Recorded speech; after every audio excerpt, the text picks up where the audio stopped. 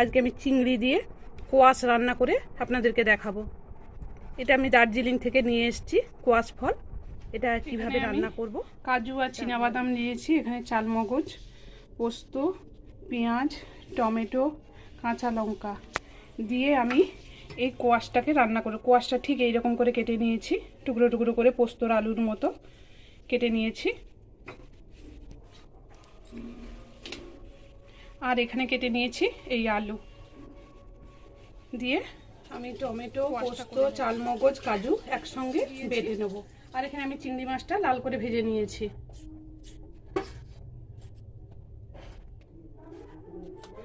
ফোড়ন দিয়ে দিলাম, অল্প ফোড়ন, 5 ফোড়ন দিচ্ছি। 5 রকম ফোড়ন এখানে মিশানো আছে।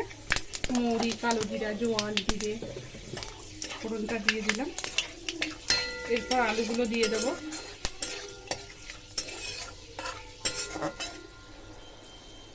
টুকরো করা আলুগুলো দিয়ে দেবো।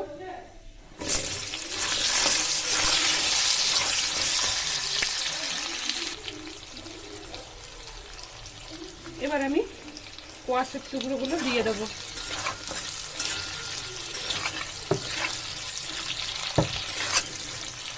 এগুলো দিয়ে দেবো।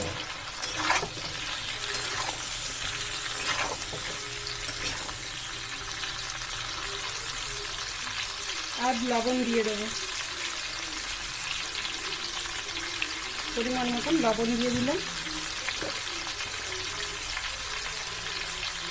হলুদ দিয়ে দেবো, টুকরোগুলো দিয়ে দেবো। এবার করে নেড়ে দেবো। আর কাঁচা লঙ্কাটাও দিয়ে দেবো, দিয়ে ভালো করে নেড়ে আবার চাপা দিয়ে দেবো।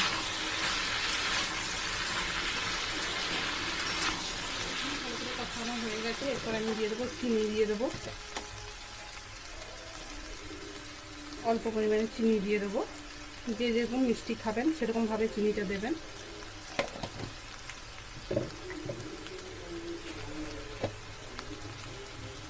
লঙ্কার গুঁড়ি দিয়ে দেবো।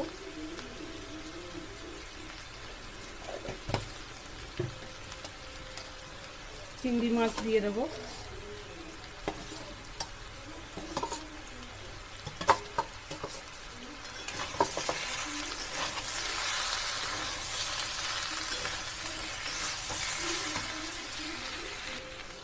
এখানে আমি মশলাটা তৈরি করে নিয়েছি। টমেটো, চালমগজ, কাজু বেটে নিয়েছি, পোস্ত একসঙ্গে বেটে নিয়েছি।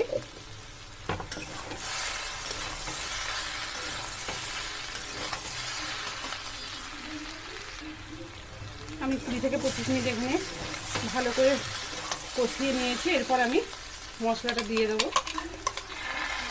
বাটা মশলাটা দিয়ে দিলাম।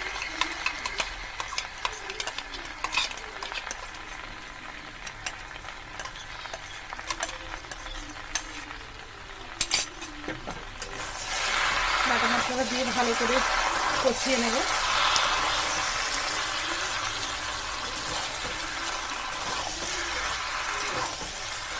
হয়ে গেছে, এবার আমি জল দিয়ে দেবো।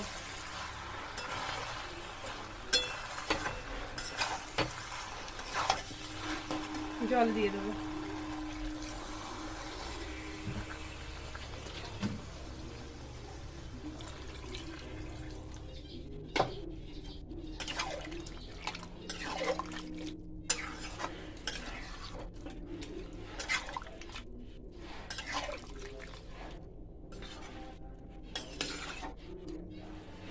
হয়ে গেছে, দিয়ে ঢাকনা দিয়ে দেবো।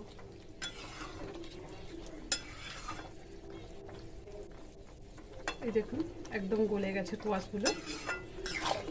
এরপর আমি আমুল বাটার দিয়ে নামিয়ে নেব। বাটারটা দিয়ে দেবো, দিয়ে নামিয়ে নেব।